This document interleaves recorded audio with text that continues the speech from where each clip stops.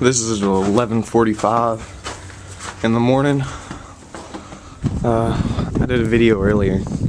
It was at 8:45. This is how much worse it is right now. There's even some snow drifts. We probably got about 2-3 inches of snow right now. When it was just starting to snow this morning around 8. Let's see. You can see this or not.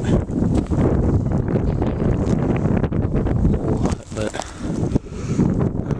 it's pretty bad right now. Not a whole lot on the roofs over there. And the wind's blowing it off. Everything's nicely covered in ice too because of last night's sleet. I can't even open my doors. Completely covered. There's some basketballs.